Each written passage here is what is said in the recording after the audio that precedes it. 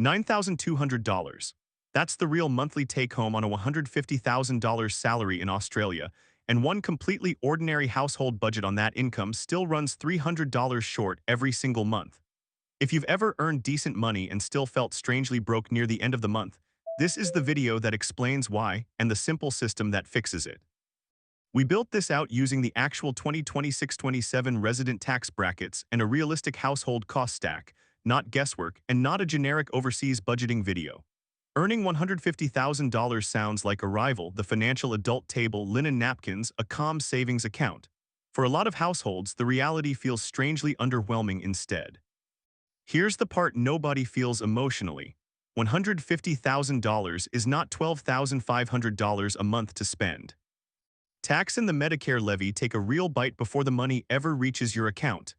After tax and the Medicare levy, a $150,000 salary plus super leaves around $9,200 a month. Good money, but not infinite money, and definitely not $12,500.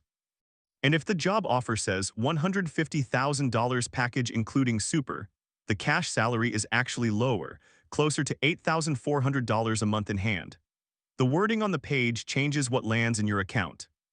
So where does an ordinary $150,000 household actually spend its $9,200? Not on anything wild, just the modern upgrade path: better location, better car, better groceries, better everything. Housing, car and transport, food and cafes, bills and subscriptions, insurance, travel, a family buffer for the unexpected. None of it feels reckless on its own. The budget doesn't collapse from one dramatic cannonball. It sinks because every line item adds its own small, confident splash, right up until the table is wet. Add it all up and that ordinary cost stack lands around $9,500 a month against $9,200 of take-home pay. This household isn't buying yachts. It's just living normally, and it's still $300 short. From the outside, people ask, how can you struggle on $150,000? From the inside, the household sees a spreadsheet where nearly every dollar already has an appointment. Living costs also don't move the same everywhere. Whether you're in a capital city or a regional town, the pressure lands differently, but almost nobody experiences cost of living as one neat national average. Here's the cleaner way to see it. This isn't one reckless purchase problem. It's what we'd call commitment creep, upgrades that quietly turn into fixed monthly obligations. A restaurant habit can be cut next month without much pain. A bigger loan, a bigger rent, or a long insurance renewal has real gravity. Once it's fixed, your income has less room to breathe. Take a bigger place. The vibe is a shorter commute and more space, genuinely reasonable. The trade-off is an extra $600 to $1,500 a month.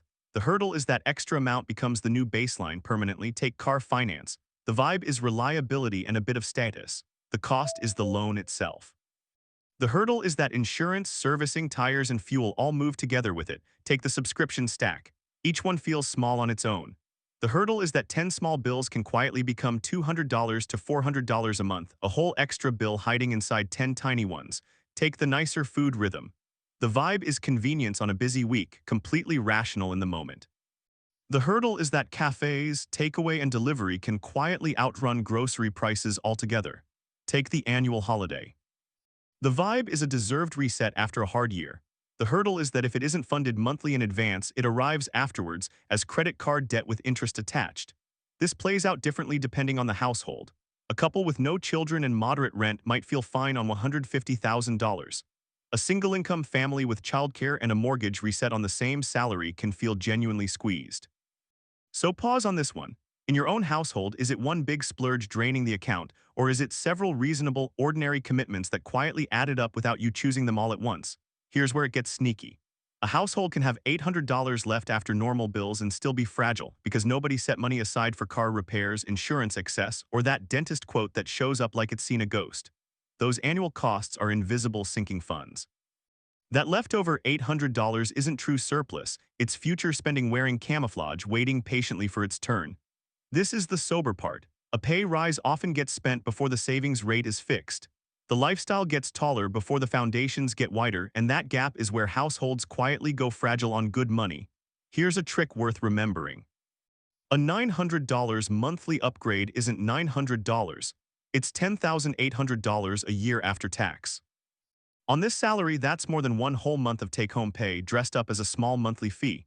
The fix isn't living like a student forever. It's making upgrades queue politely behind stability. First, when income rises, lock the savings rate before the upgrade, decide the split the same day the raise lands. Second, keep one major category deliberately boring. Love travel, keep the car simple. Love your home, keep holidays modest. You don't need every category upgraded at once. Third, build an annual bills account. If registration, insurance, gifts, and repairs total $12,000 a year, that's really $1,000 a month. Fund it monthly so the credit card never has to send a formal complaint. Fourth, give every pay rise a 3-month cooling-off period. Let the extra cash build a buffer first, then decide which upgrade actually improves daily life, not just this weekend's mood. Before any new fixed commitment, run one quick test.